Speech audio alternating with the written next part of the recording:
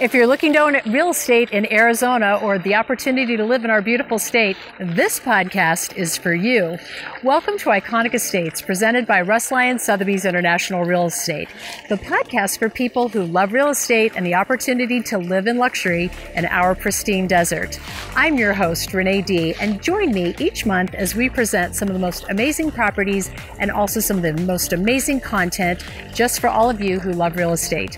On the pod today, I've got award-winning landscape architect Jeff Berghoff, who will talk with us about the importance of curb appeal and stunning outdoor landscape.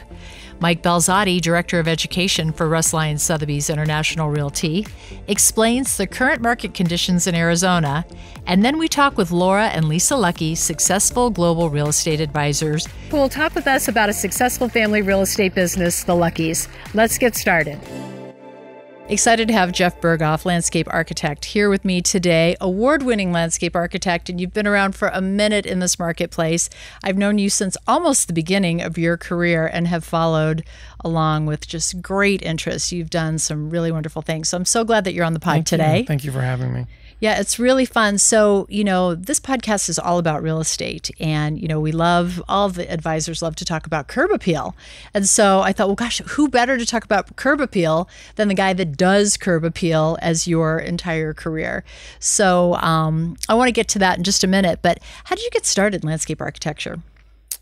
I was going to be a computer major at ASU. Wow. And it just kind of wasn't my thing. I was very good. No surprise? I have a mind who thinks very technically, but it wasn't creative enough in a way. And I couldn't see myself behind a computer the rest of my life. And so something was stirring inside, and I felt the call for architecture. And so I enrolled in architecture school at the College of Environmental Design at ASU. And I proceeded with that curriculum. And the dean of the college, Reed Kroloff, pulled me aside one day and he says, "You're not going to be an architect." And I'm saying, "Reed, what are you talking about?" And he goes, "Your brain, the way you think, what you're focused on is always the exterior in the sequence of getting to the building or the architecture, not the architecture itself." Now, that did not make my day. I was kind of pissed at Reed. But I think it was some of the best advice I ever received from a professor, and especially the assistant dean at the time, that he knew who I was and he knew what I was doing. And he said, "You could be a much bigger fish in a smaller pond if you go into the landscape architecture school." And so I submitted to both schools. I was waitlisted in architecture, later to be accepted, but I already decided. I took his advice and enrolled in the landscape school. At ASU, you have a choice you have to pick where you're going. Yeah, which track. Which track. And so anyway, and he was right. I've excelled. I was able to really hone my skills, and not only in school, but when I went into the professional world, it really, I was really able to excel because I think as an architect and I still approach things. So when we talk about like curb appeal and we look at homes, I'm always thinking of the house itself, but I'm thinking, how does someone, park your car? How do you get out of your car? What does a pedestrian or on a bike or someone walking, how do they approach the real estate or the home or the building or whatever I'm designing for? And I think that makes me a better landscape architect. It makes me a better garden designer to be able to understand what's going on with the home. So I guess I'm a frustrated architect, but I specialize in garden design. And so I hope that. Well, and so what I think is so interesting, so you're kind of masterminding the arrival experience, yes, which is everything. Because if you're an interior designer, you're going to focus on, what happens as soon as that front door opens. Right. So, what's my impression of the house as I'm coming up? I also think it's interesting. I knew about your background about architecture school because we've talked about this before, but I did not know that you started out in computer science. Yes. So you are doing what could be more different than working inside behind a computer all the time, or having a career that has you outside all the time. I mean, you're at a computer sometimes too, but you've got to experience your projects. It's to some degree, the technical aspects and figuring things, I like. I'm German. I think I think that way. And the computer language, and when I was in high school, I did all the AP classes and tested out. And so I thought that was my track. But unfortunately, there was this fire within me burning to do something. And I think what it really comes down to is I like the built elements. And that's why in my profession, I went more, instead of just doing landscape architecture and doing drawings and handing them off to a contractor, I became a licensed contractor because I like to build. And so I like to see these things, what we draw, turn into reality. Yeah. And I like being on a job site. I was joking earlier about my dirty boots. Like I kick the dirt all day long. I'm out in the field. I'm looking at things, and I feel like the site is my laboratory and my team's laboratory. And so we're always trying new things and looking at new things. And my designs don't stop on the paper. They stop when we leave. Right. And the maintenance crew comes in a way. And actually then it doesn't stop, because then we do the horticulture care. And so we're constantly evolving and learning all the aspects of landscape design and horticulture and arbor care, and trying to make these homes to be the most curb appeal or sought after homes, or the desirable homes in the neighborhood. And it's funny because people say to me at times, "Oh, I know that was a home you did." Yeah. And, I can tell a Berghoff home. And that's very kind, that people can tell. But I think it's our fit and finish and how we do things on the site that end to the end result, or transpires into the end result, because I just don't think one can articulate enough from a drawing. You really have to be hands-on. Right. And for our homeowners and for who we work for, and for these clients, our clientele who seeks us out, they love that we execute, and they love that we can do this very bespoke feel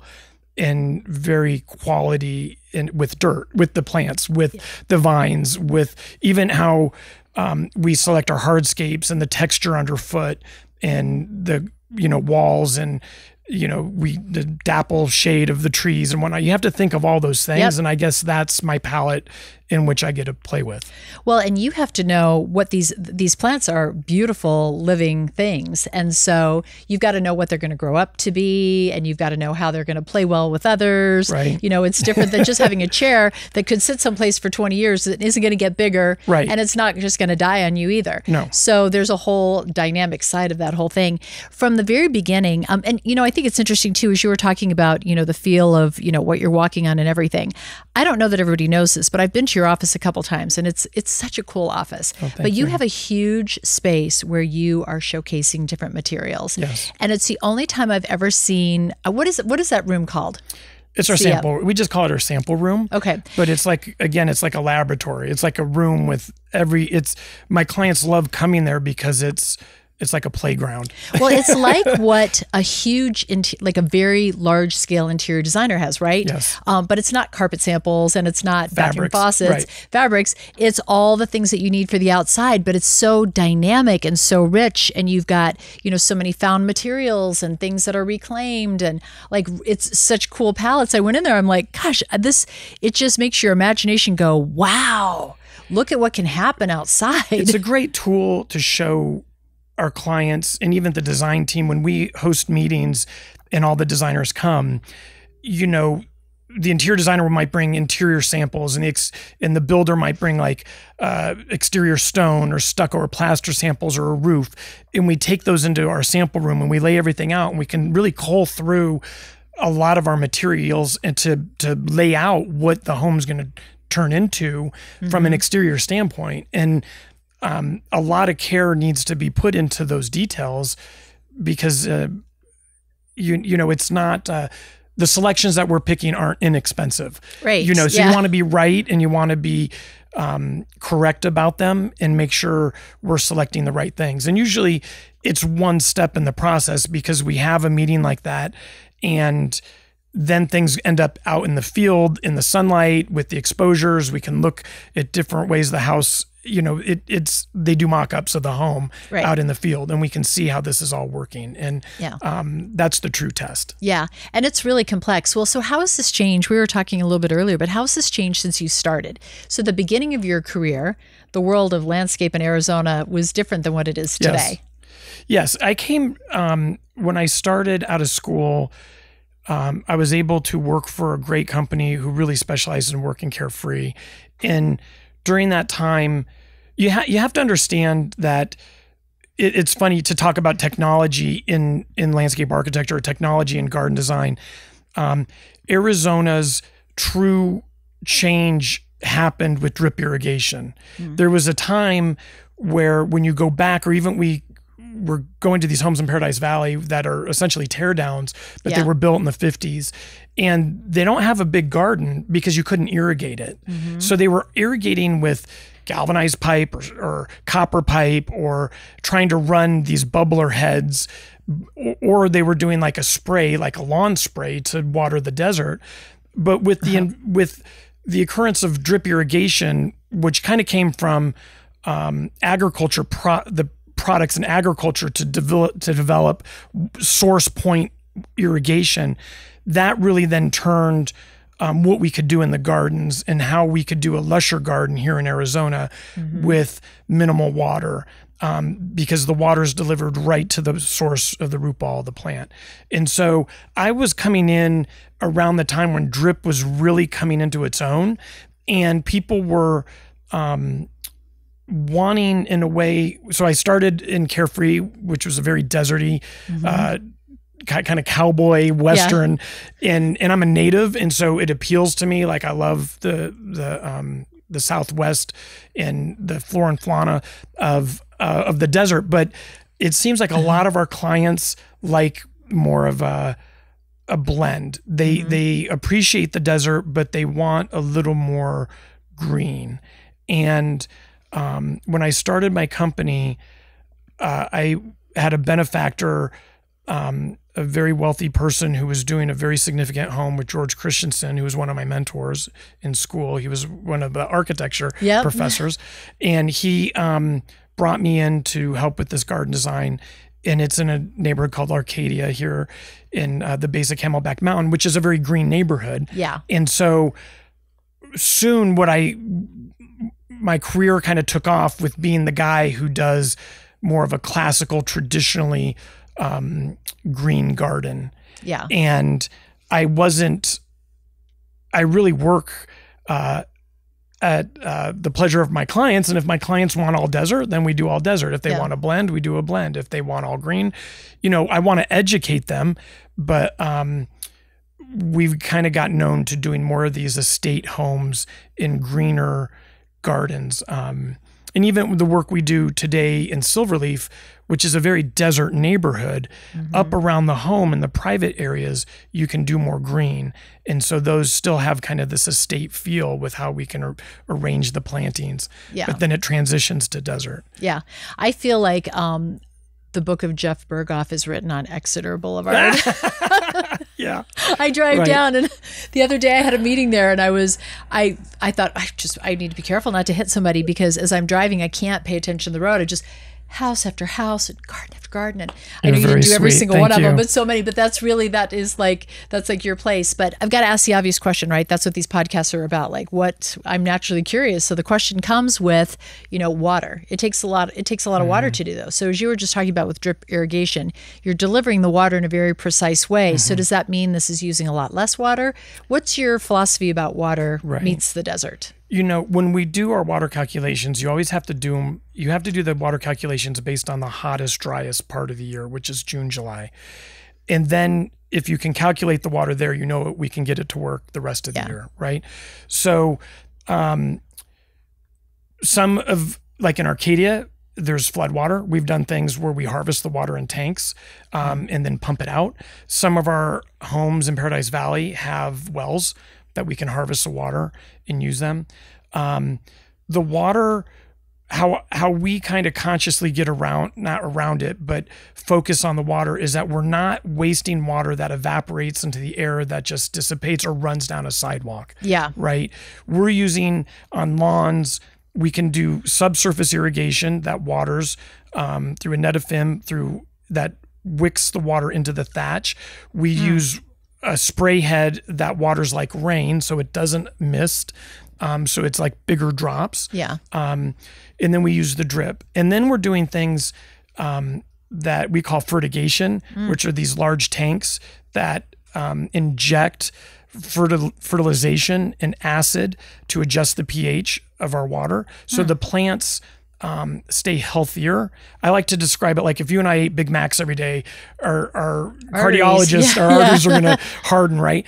That's what happens with plants here with our water. There's a lot of minerals in our water that glom up the roots. So with the right pH and fertilization, these plants don't get hardened arteries in a way. I love so this. they use less water and they will be more healthy. And so we really have to understand, now this is 30 years of doing this, that you learn these things and you, again, my technical side is I kind of go deep on things and we learn these things and we try to bring these into, now not every home can have this. Right. But any home that's 2 acres or larger, we're doing this because it's just, it's good money well spent to add benefits to the garden over time. And so the plants are going to grow more healthy and larger and more vigorous, and they're going to bloom longer. And in the summer times when it does get 120 and it's super, super hot, they have a much better way to live through the summer. And so that is so awesome. So I never knew that part. Yeah. So when I think about some of the gardens and the homes that you've done, like I love flowers so much. I love flowers and foliage and all of that. And so it just makes me feel so happy to see all of that. And it feels there's like a European inspiration to some of it too. When you think about your design and, you know, how you approach, you know, the curb appeal of a house, what are the places that you're going for inspiration and where are these ideas coming from? You know, the first thing for the clients, we're really part of a design team. So the architect, the interior designer start to really craft what this home's going to be in a way. And when we come in very early because we help site the house. We help position the home on the lot. We help figure, again, the circulation, like the driveway, the walkways at a very initial point just to help kind of get things going. Yeah. But then we really dig into that and that evolves. But my inspiration really comes from the design team of, you know, for example, say we're going to do a home and say it's going to be kind of a Napa style Sonoma home. Well, that already clues into some things in my vernacular in my mind, but then I will start to research and pull and grab things. And what I find is that styles can kind of blend or interchange. The plants, it's one, how we do the plant massing and the plant styles and how we mix things. And then it's also, we were talking about the texture, it's the materiality that helps bring it out. And everybody knows, I love pea gravel. Yeah. I have kind of like this special blend that I use. And it's something that people weren't doing. I mean, people have gravel here, but when we do this kind of European inspired gravel, it's just to walk on it, to hear that crunch, to have it underneath like a fire pit or a casual seating area with kind of, you're in this olive bosque of trees surrounding you.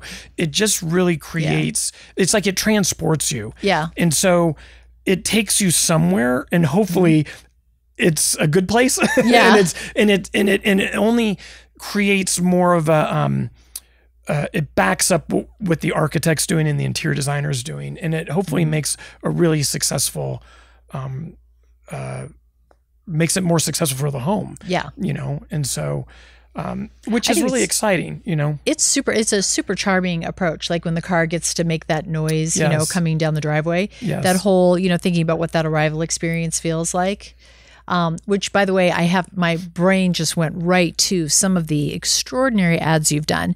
I've got to, you've gone from imagining the arrival experience of a house and what is the homeowner going to experience. And then you've allowed all of us to see the other great stuff that's going on in this creative mind of like what you would love to see happen at this house. Yes. And the campaigns that you've done over the many years are just the best. I mean, people love to just hang these up on their walls. They're just so good. So where do some of those ideas come from? Like, what is that?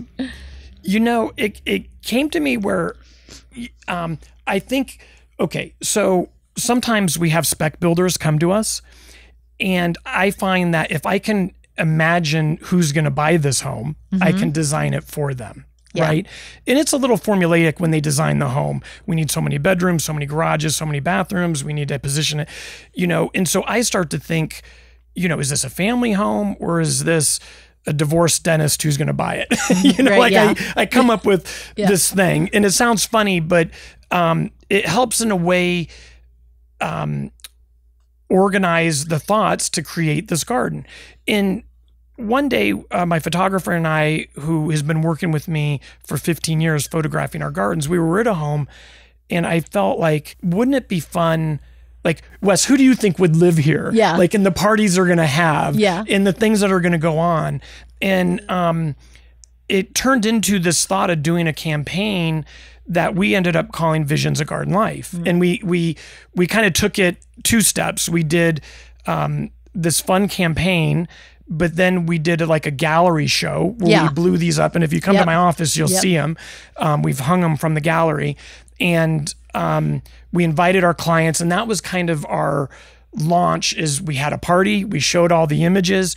Some people, you said they did buy them, like people wanted them, which was really super cool. And then we advertised with them. And it's really just pretending in a way who would live in these gardens and what are the avant-garde things that they would do. And it's almost things that no one would ever do, but it's just a fun story. And it was only meant to just stop someone from turning the page and key in. And I like to say one of my heroes is Ralph Lauren, and he really was the impetus of because I love what he does, his lifestyle. And I really wanted to key into how could we create a lifestyle brand in imagery, but not have a corny moment where people are clinking a wine glass and just that cheesy sunset. That's not my brand or what I'm trying to portray in the work we do. And I'm not criticizing anybody, but we've all seen things like that. And we really wanted to put people in the garden doing things.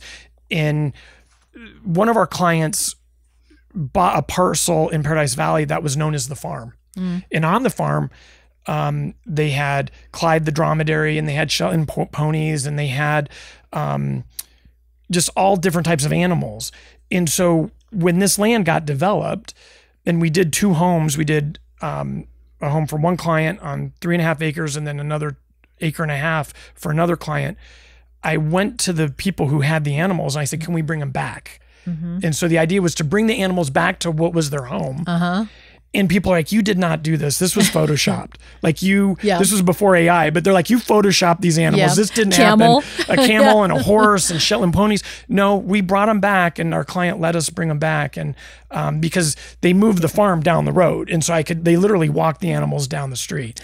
So it was just like, who would bring a camel on a home? But when you see it, it makes sense, and it all ties in. And so it was, it's a lot of fun. It ties in so well. It ties in so well. I don't ever get tired of looking at these. You and I've had this conversation. Thanks. I do not get, they draw me in, and I spend a lot of time thinking, is she chasing the rooster? Is the rooster chasing her? Yes. Is it hard to get through the pea gravel and stiletto heels? There's just a lot of questions that get asked as you're looking at these images, and they're so well done. And I think, to use a word that like the kids use today, cringe, right? They're the opposite of cringe. They're awesome. They're inspiring. They're creative. They're not the cringy, clink the glass kind of thing, right? They're really creative and inviting. And anybody who has the ability to see that for a second and turn the page really? Who are you? You don't need to look at that for another couple of seconds at least.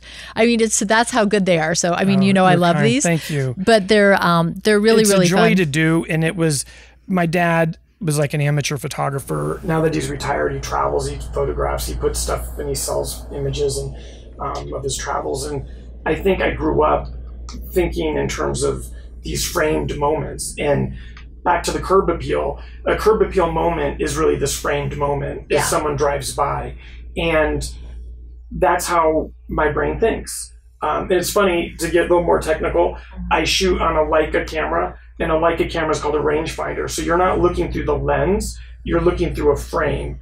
And this frame composes this image, and it's how my brain thinks. And that translates into the work I do, to my ads. And not many people know that, but it's just how it all ties together. And as someone walks a street, and it's funny you mentioned Exeter, we're finishing a home right now in Exeter, and the builder is doing their punch, and the clients have moved in. And so we're still tweaking some things and adding vines and different stuff. And the builder was out there, the superintendent, and he's like, Jeff, I've had to stop 4 accidents in the past 2 weeks. And people stop, they literally stop in the middle of the road driving their car. And they take pictures.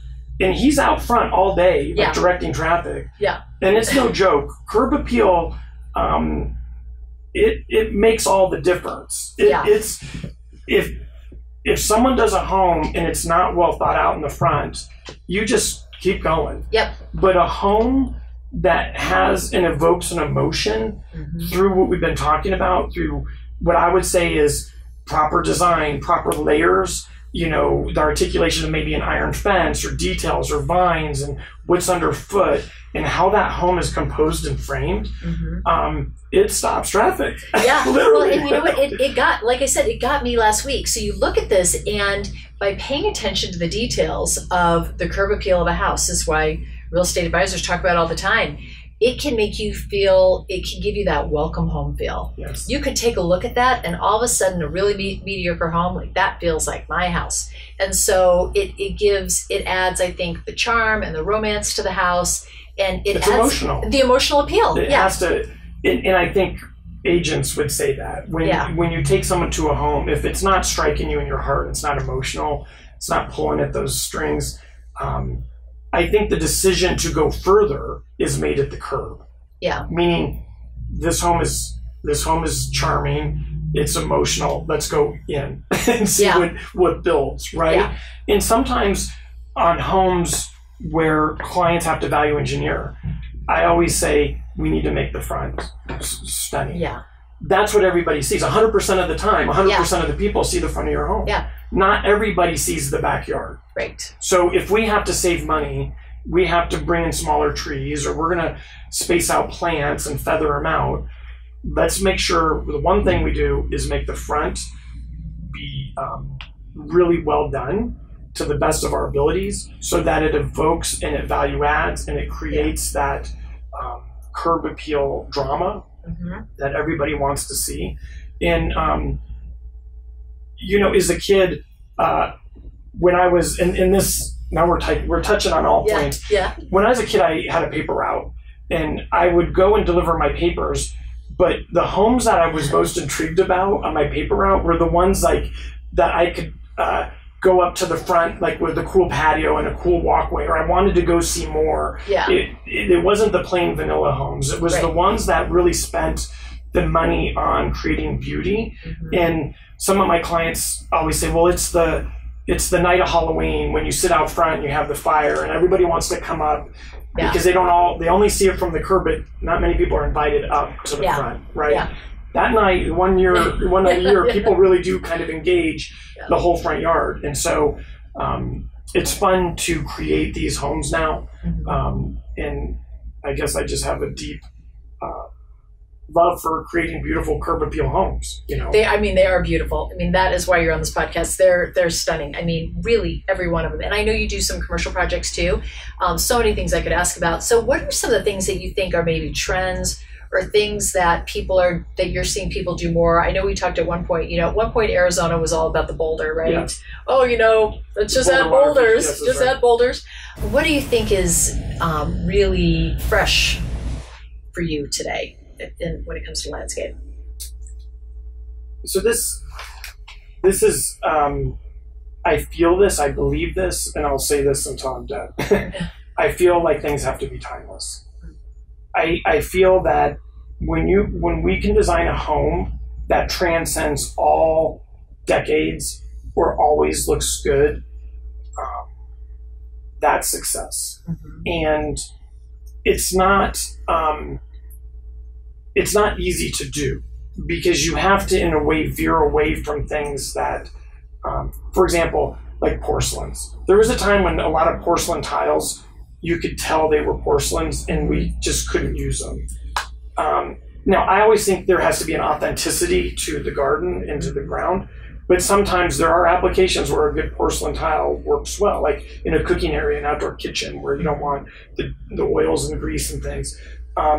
So today now, there are some really beautiful porcelains that you could use that might in a way be trendy, but we try to do them so they're not trendy. Right, yeah. Okay. And so my point of this is saying, I think whenever one can err on being timeless and authentic and use natural materials, not faux or fake or right. Not even like a clone stone on the home. You want the real stone. You want the real thicknesses. Or somehow our brains see that, and people know when things are authentic. Mm-hmm. There's a touch, a feel. You can tell. Someone once told me, I once didn't buy a home because when I touched the front door, the handle seemed janky. It didn't seem, stout enough. The door opened and swung open. If you have to pull it hard and it locks and it kunk and it closes, you feel like this home is well built. Yeah. And so all those things that conjure in your brain, we try to interpolate that into the garden. And I think timelessness, it always looks good. Mm-hmm. It does. There's a reason why you go to like parts of California and you see these homes built in the 20s, even like in Hollywood, in areas around Beverly Hills and whatnot. You have these old homes and you can stop and stare at them and go, gosh, why don't they build homes like that today? Yeah. The proportions, the charm, again, the curb appeal, what it evokes. Yeah. So yeah, that's how I will always tell my clients, I want this to be timeless and someone can't. And if you drive down Exeter, there's some homes you did that you think they could have been done 20 years ago, or they could have just been done last week. Yeah. But you can't pinpoint, because they feel authentic and they feel correct. It's just charming. I mean, it's just, again, it's very emotional. Well, this has been super enjoyable. What I love about podcasts, we get to sit down and have a great conversation. This is like we just had dinner together. Yes. So I really enjoyed the time. Thanks for being here. Thank you for having me. It was a lot of fun. Mike Balzotti, today we are going to talk about one of your favorite topics, which is market specialization. So why is this important for agents? Like, why do we want to hire advisors who are specialists in their area? Well, because research shows that the number one thing that people want in an advisor is reputation, which is partly born of specialization. Mm-hmm. And there's a lot of ways to go on that. Well, for one, here's a good stammering here, but here's a good way to think about it is this sounds like a contradiction. It sounds like an oxymoron. As you watch the Italian hands. Yeah. As you narrow the target, as you narrow your focus, ironically, you expand your opportunities. And that would be because the focus is an attractor factor. Mm-hmm. So example would be, you're at an open house. People that are going to the open house, most of them are not ready to make a decision, but in part they're sort of interviewing agents even while they're looking at the house, right? Subconsciously, if nothing else. And the goal of the agent is to connect with them as human beings and then continue with them knowing that they're probably not going to buy the house, but if I can demonstrate that I'm affable and have expertise in a market segment they're interested in, it gives me a basis to continue with them. Or as I like to say, right. The gig, I'm a rock and roll guy. Yeah. The gig is connect and continue. Yep. Yeah. So one of the things that's interesting about this is I think for a lot of new advisors, you would think, if somebody wants me to list their house, I'm going to list it. You're not going to think about what is my area of expertise. You're going to just think you just want to get some numbers on the board, right?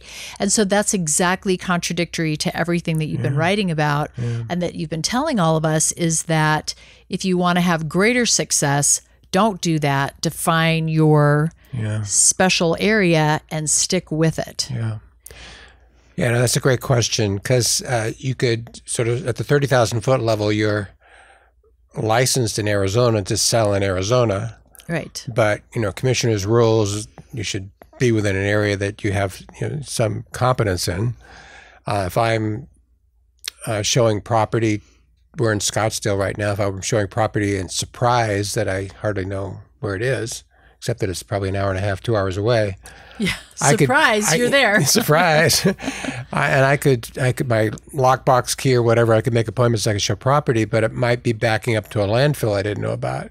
Right. So that doesn't work very well. But to your earlier point, because I like the way you said that, because it's a serious temptation when you get an opportunity, especially as a new agent, new advisor, not to want to take advantage of that.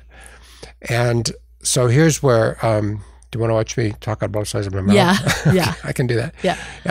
So it is possible, maybe not so easy for the new advisor, but there are agents through process, through knowing what steps to take, they can work different areas. They can work the Valley of the Sun, believe it or not. I know a few that can do it competently. And I've done it myself, not here locally, but when I was working in the Seattle market, and Microsoft was on the other side of Lake Washington, and I had an inside track to business there, and I didn't want to lose it. So I developed a process which was, once I knew what the client was interested in, I would take several days and exhaustively preview that market segment, call the expert agents and advisors in that market segment, pick their brains, learn the idiosyncrasies of the market, study the statistics, so I'd have a touchstone for it.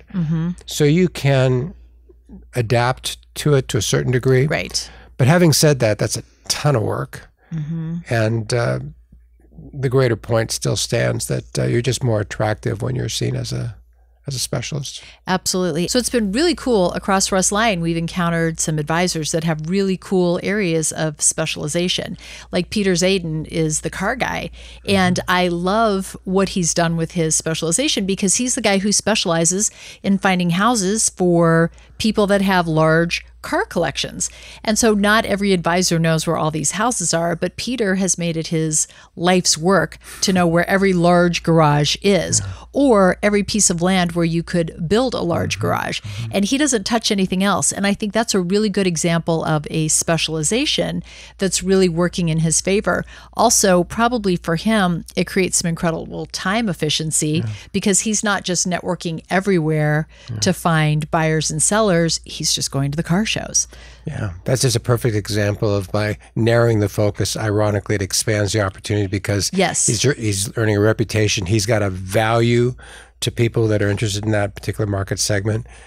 Yeah, and you could parse that, more broadly. There are people that are into equestrian, horses, whatever, golf, of course. Yep. And all those distinctions, masters of the art of creating distinctions. Where are the public courses, the private courses? What are the characteristics of Silverleaf in North Scottsdale versus maybe Desert Mountain that might have an appeal to kind of the same target population, but what are those distinctions? Right. Yeah, and which then gets to, kind of circles back to, like the car guy, to issues of lifestyle. My mind is going to a study that was done by California Association of Realtors, CAR. And the reason I bring this up in this context is because what might seem to belie the importance of specialization is that everyone is empowered, AI and just the internet in general, somebody can walk into your open house and maybe know more about it than you do. All this information's out there. So the question is, where is your value proposition when it's all out there? What CAR did is they did a survey of this was a while ago, a few years ago, people that were perhaps more younger, tech savvy, really loved being empowered with information versus people that not so much.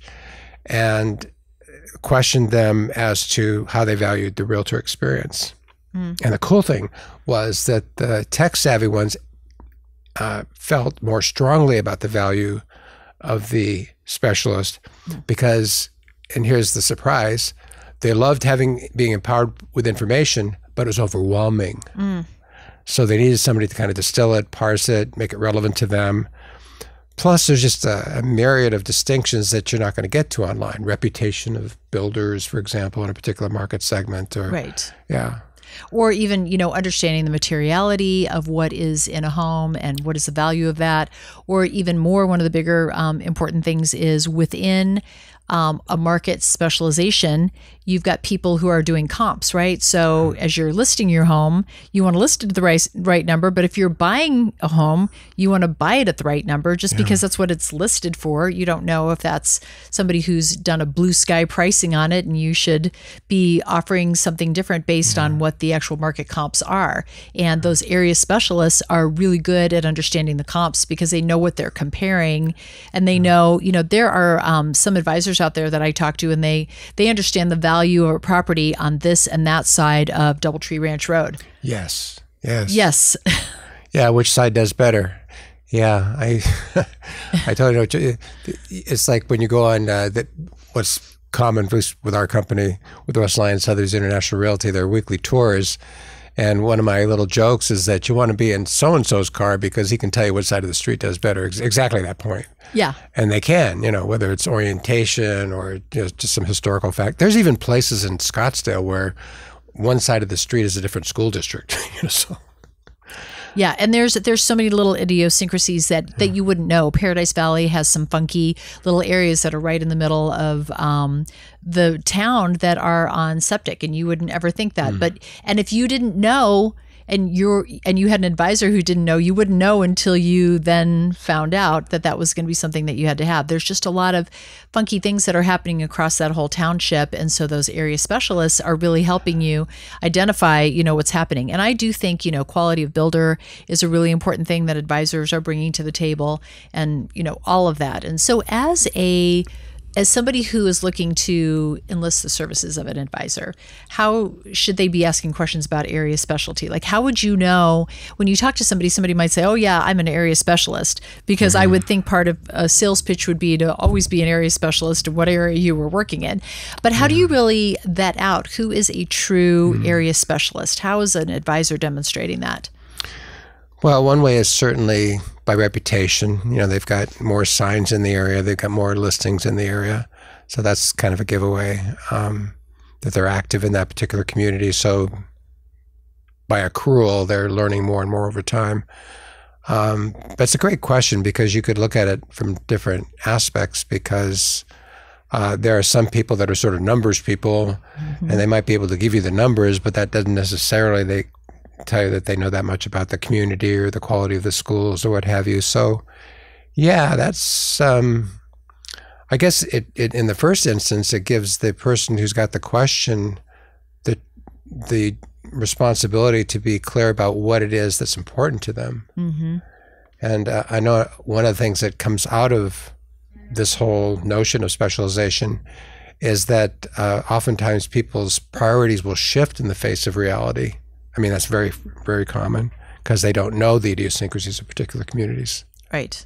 That sounded like a good idea until they got into it. Yeah, and the other challenging thing is sometimes they just don't even know what they want. So then that makes it even a little bit harder. But there's really so many exciting things that are happening all across the state of Arizona, and understanding, those specific areas is really going to help us to make a better decision going forward. That's the goal: better decision making. Yes. Happy, successful outcomes. Yeah, exactly. Happy clients. So, okay, so I want to ask you about something else.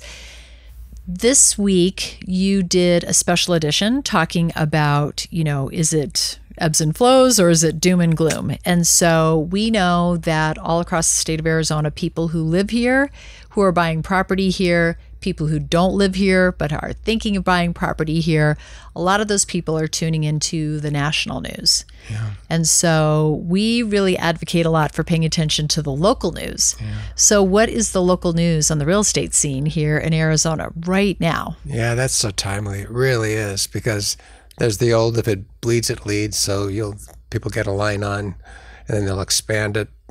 That's disproportionate to the reality, and that's exactly what we've experienced. So they'll see, for example, that what I've been saying forever, which is the little current elevator speech for what's characterizing the market, say the last year and a half, it would be the disproportionate increase of inventory relative to demand. And so over time, it has caused the market to gradually drift from a screaming seller's market where demand exceeded supply, gradually moving in many markets, I'm broad brushing now, gradually moving in many market segments to more of a balanced market, to even a buyer's market in some maybe outlying areas where that's more, where the increase in supply is more extreme.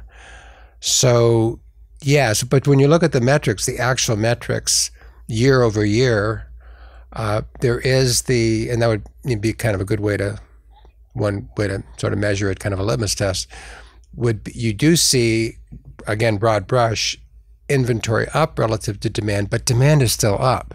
So it's not like it's collapsed. And that's evidenced by the fact that there's actually still more units and higher volume than there was year over year. It's just that we're also, the sober part of it is that you're going the listing, what's called the listing success rate, which is the percentage of listings which sell within their contract period, that when you have supply outpacing demand, then you're going to have more listings that aren't selling right away. So then days on market increases. Right. And so we see that trend. And correspondingly, we see that the better homes, the better values, the better perceived values are going to be the ones that sell. And so the ones that aren't selling, there's this need to, if they're motivated to sell, they're going to have to make price cuts. Right. Price improvements. Price improvements. Price improvements, yes. Yeah. So it's, so got to get that language straight. So we're seeing a lot of that.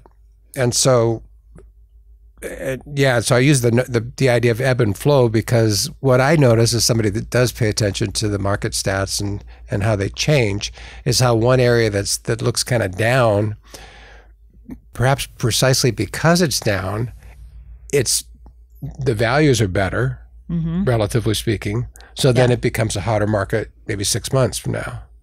So there's that aspect. Yeah. But then if you want to chunk up to sort of the 30,000 foot, like a longer view, and we've talked about this in past episodes, where, where there is uncertainty now, just geopolitical and interest rates and all the rest of it kind of playing. The general prognosis for the economics here locally, with all this stuff moving here and tech and such, good paying jobs, engineering and such, the 5-year bank rate forecast that we have access to shows things really taking off here in a couple of years, with modest, sort of stable to modest, softer market segments. And that's exactly what we're seeing. Yep. So hardly a wholesale crash. Yeah, which is great and very encouraging. And I will add from my side of the equation, the Iconic Life magazine land equation, to share that those people who are engaged in building homes and renovating homes are very, very busy. People are not sitting on the sidelines with that at all. Builders and architects have waiting lists. People are scheduled way out there. There's some architects that have jobs that have been prepaid that won't even start for another 18 months because of such the demand for people to come here. So there's a lot of exciting news. And I think for anybody who's looking at Arizona, look at the local news, it's not flowing. The national news. It's flowing. flowing. Yeah. Yeah, it's flowing. And so, ask a lot of good questions to understand how your market is doing. But this one has a lot of activity in on that part of the equation with the architects and the builders and everything. So yeah, we're happy to be here. We are. It's a great place to be. So, as always, thanks for being part of the podcast. You've got all the numbers that we love. We're going to make some charts out of some of this so that people can follow along. And just want to encourage everybody that if you're enjoying what we're doing, make sure that you're subscribing, rating, and reviewing. Set your little bell so that you never miss an episode. And we will see you next month. Thank you. I marvel at your ability to keep it flowing. Yeah, thank you. I'm excited to be here with Lisa and Laura Lucky from The Lucky. So thanks for being on the podcast today. We're glad to be here. So this is fun. So this is the first family team of advisors that I'm going to interview. And Lisa, it started with you. It did. I got licensed back in 1999, so I am approaching 26 years. Hard to believe. I mean, the time has flown by, but my husband Matt joined me, and then after that, Laura joined us. And so we are the Luckies and a family team. Yeah. That's awesome. I love it. Well, I see a lot of your promotions and you're working on so many great projects. And so you've got so many great houses that you've been selling. And so that's awesome. How is it to work with family? You know what? It is wonderful. It was scary at first. And I say that because my husband, Matt, was in the corporate world. He's an engineer, and we went our separate ways. I used to tell people we're married because we go separate ways each day. And then it just evolved. And he started helping me on the side because I got so busy. He helped me with a website. And I'm like, I'm getting too busy. I can't do this. So we got licensed, and we just kind of rolled into it. And one day I said, oh, my gosh, is this going to work? Now I got to work with you every day. Yeah. But you know what? It turned out so well. And if we had known how well that it would work out, we would have done it sooner. That's awesome. Well, success is a good problem to have. Yes. Yeah. Yes. So then Laura joined. So how did that happen? Yeah, so I joined after college. I went to ASU, so not far. And in my senior year, I started doing internships in LA. And I came back and I'm like, Scottsdale's the best place to live. It is. And I said that every time I travel, I come back here and I said, this is home. And so I knew I wanted to be here. And my parents so graciously offered me an unpaid internship. Thanks, Mom and Dad. So I got to get my feet wet. I got licensed when I was in the summer of college. And after I graduated, I just started working with them. A lot of people come into this career having experience elsewhere, but all I know is real estate. We talk about it at the family table at Thanksgiving, and it's all I know, and I absolutely love it. That's awesome. Yeah. Do you feel like as you were growing up, you were kind of a real estate baby? Were you carted off to open houses and things like that? Oh yeah. No, I used to blow up balloons for open house signs when that was still allowed. Yeah. You're still allowed to put balloons out, and so that's how I started kind of doing the miscellaneous errands and things like that. And my mom just taught me the way. Both my parents did. They both have very unique point of views about how business should be done and everything like that. And I've just learned from the best. And I am so grateful to have them as my mentors. That's really awesome. Yeah. So Lisa, how did you decide real estate was going to be the thing for you? Oh, I stumbled in this. I was actually volunteering at the schools, and the kids on the playground started getting bigger than me. And I said, gosh, I feel like getting bullied on the playground. I got to figure out something else to do. And my sister in Florida was a real estate broker there. And I thought, well, maybe I'll get my license and then I can work part-time and still take care of the kids and things like that. So I just kind of slid into it. And it was interesting when I first interviewed, they said, you have to do this full time. And I was thinking, no way, I'm kind of doing a part-time mom job. But anyway, rolled into it. That's awesome. And so since 1999, you've seen a lot of ups and downs around here.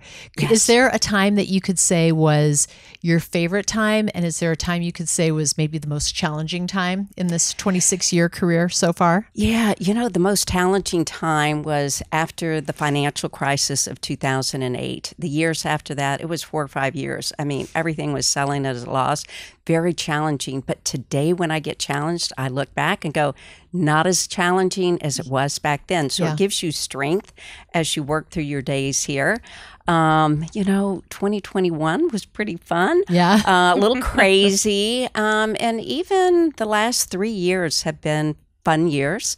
But I'm used to adversity. And I think all three of us work well through adversity. That's great. Well, that makes a huge difference for sure. Yeah. So I feel like you specialize more in the North Scottsdale area, and there has been so much growth up there. Like, what Yes. are you seeing with, I feel like more and more people are moving there, more and Yes. more wealth is moving there. What's been your experience? Yes, yes. You know, it has changed so much. So now on a daily basis, when I'm waking up and we're looking at the inventory, I'm like, gosh, there's so much more to keep up with, just with all of the custom homes that have been built, the new developments. I call it the new frontier, which is out east of us. Yeah. And so that has changed. But yes, there is a tremendous amount of, I call it quiet wealth up in the North Scottsdale area. We do stay focused on that area so that we know it inside and out. Yes, absolutely. Yeah. So, Laura, I want to ask you, I would imagine that you have had a say in some of the marketing efforts for how the company's getting the word out. How do you distinguish the family brand? Well, I feel like we really focus on North Scottsdale, and that's kind of been our kind of niche going forward. I mean, we have the 15-minute rule. We have to be within 15 minutes of our listings or else we'll refer it out. And I feel like that's really made us strong listing agents in this area. But if you are wanting to list a home in Chandler, I mean, I couldn't tell you which way is northeast, south, and west down there. I really couldn't. So we really focused on our area and we just doubled down on it. And it's worked out wonderfully. I mean, we have a presence up here.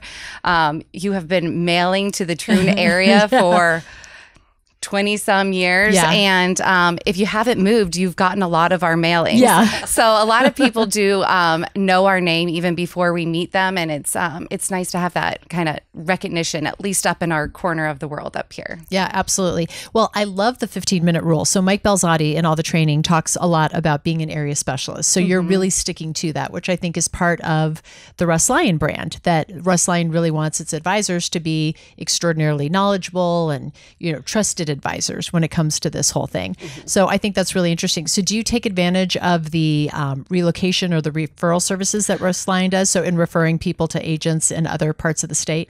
Yes, absolutely. And it's even within just like our Tucson office or down in Chandler. I mean, the offices that we refer honestly most often to are just in Arizona, but our relocation is fabulous. You need an agent anywhere over the world, they will find one for you. So yeah, I'm not sure if you have anything to add there, but essential to our business. Yeah, absolutely. So what else is happening in Scottsdale? So I feel like we're seeing more spec homes and we're seeing more big homes. What are you seeing? Yes. Yes, there is a lot of spec homes going up. And so as the economy has continued to improve, it seems like the homes keep getting bigger, better. And but the demand is out there for it. People love new. They love things that are done. But we're also seeing a demand where we get a lot of calls on homes that maybe they need some love and with the remodeling. And so that's very big as well, where people are coming in and fixing and flipping. So strong element too. Yeah. Yeah. Where are you seeing a lot of your buyers coming from? You know what? California is still the #1 state. Most of it is, in the U.S., but it's going to be California, Oregon, Washington, Chicago. I always tease, I say half of Chicago lives down here. Yeah. Also, a lot of people from Colorado. It's a very easy commute for sort of winter, summer homes. But people still come from all over the world. Yeah. Yeah. What is some of your best advice for people that are coming to Arizona looking to buy?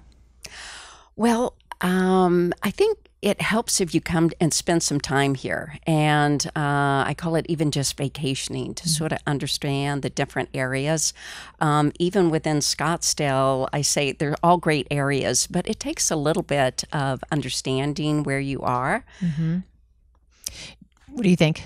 Yeah, I was going to say there's spending time here, but also seeking advice, because some people describe their dream list and I can tell them if it exists or not. And if it's true, Yeah. I mean, some people want a home that is, in Estancia, but they want it in Paradise Valley and they want it for the same price. And you kind of have to describe to people the reality of what our landscape looks like here. So I think having a conversation up front can save you a lot of time. Yes. Because there's a lot of different areas, a lot to know. And we have over 400 subdivisions north of the 101. So, your mind just kind of starts going, how can you be an expert everywhere if there's that many neighborhoods in the area that we specialize in? So, ask for help. Yeah. Absolutely. Oh, but don't ask all of your friends, because I will say I have clients right now, and they are asking advice, and they are getting sent all over the metropolitan area, and I'm like, all right, guys, let's focus. So that's actually such a good thing that you just said. So to what extent is all the education that you're getting at Russ Lyon supporting you being a good advisor? That's a great question. I mean, they have everything from technology, which I think is honestly, in my opinion, one of the biggest advantages, because they are offering some of the things that are really going to save us a lot of time and bring value to our clients.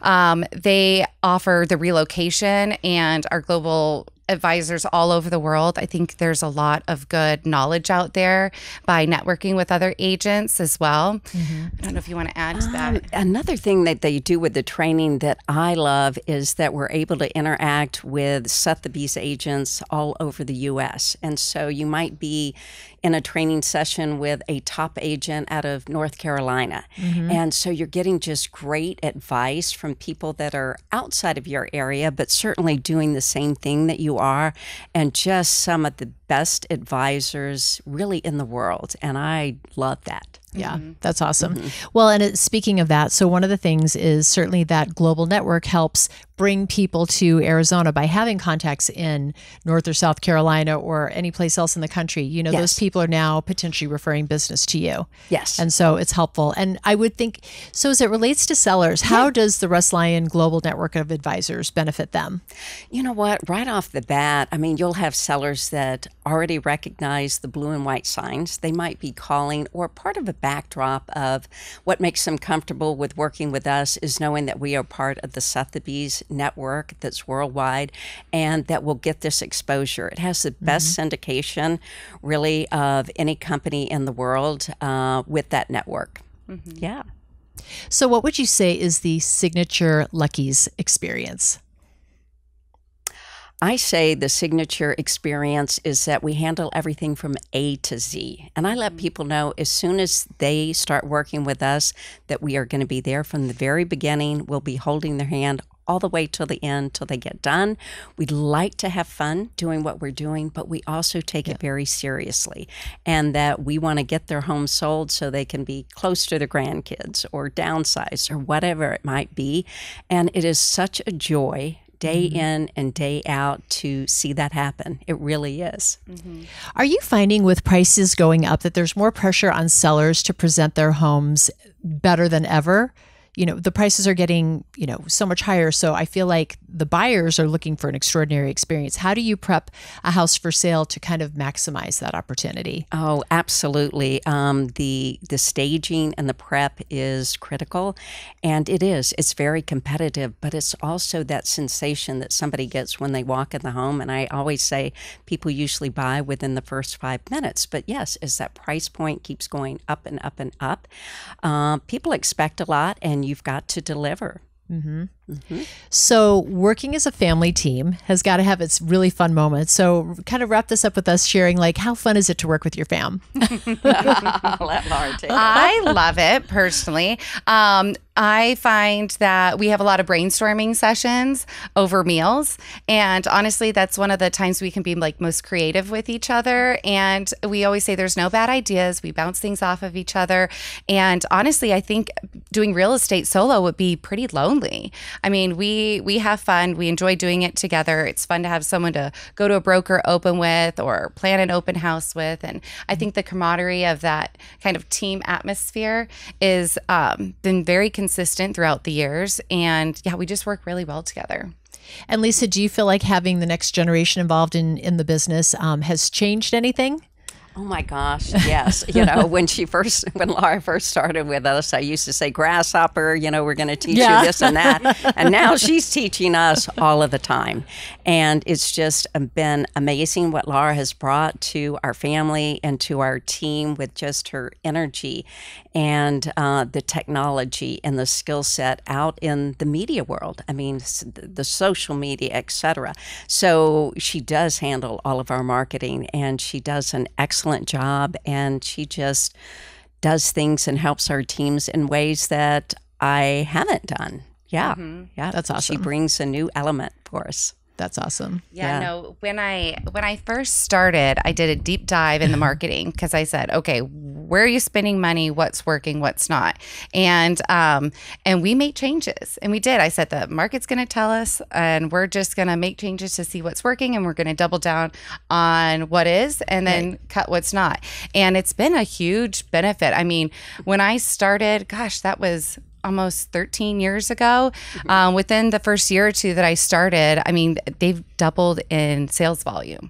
I'm not tooting my own horn. Yeah. But I do think there's a lot of value in having, the marketing eye and just really doubling down on what is working, because I think with every success, they find that that's how you become more successful. Just do what's working and stop what's not. So. Absolutely. And the other thing is you've really got the benefit of longevity too. So you're taking a concentrated area, you're consistently marketing to that area year after year after year. It's a winning strategy. You can't miss with that. And so by having a very focused area, I can imagine that helps a whole lot.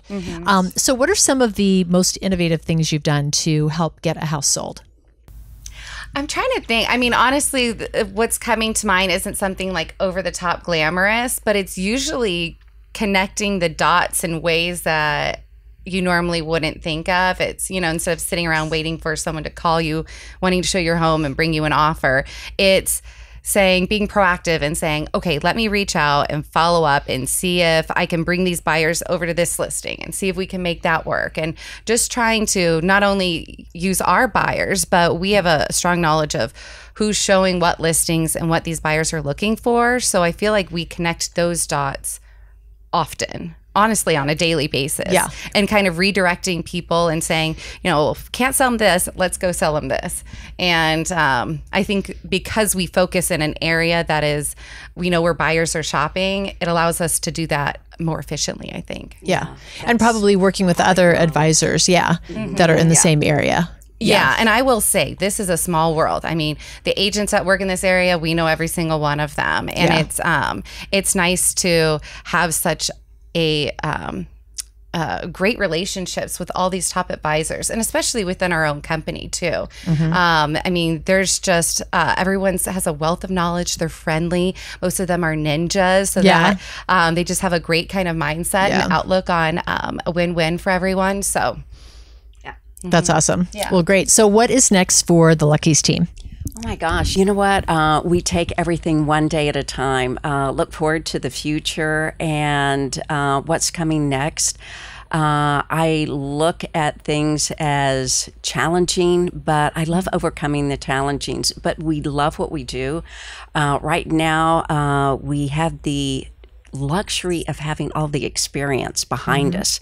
And I didn't have that early on in my career. And now I've sold these homes 2, 3, 4 times. I know the inventory, and you really have to stay up. The inventory's growing, but that just keeps us ahead and also gives us strength to keep moving forward. And we look forward to finishing off 2025 and pushing into 2026. Yeah.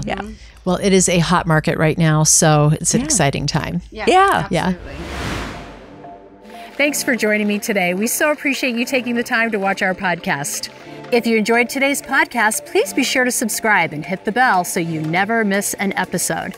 And if you'd like to become part of our VIP list to receive our Iconic Estates newsletter, please go to russlyon.com or check out the link in the show notes. I'd be so grateful if you'd take a second to rate and review this podcast. Until next time, I'm Renee Dee. See you then.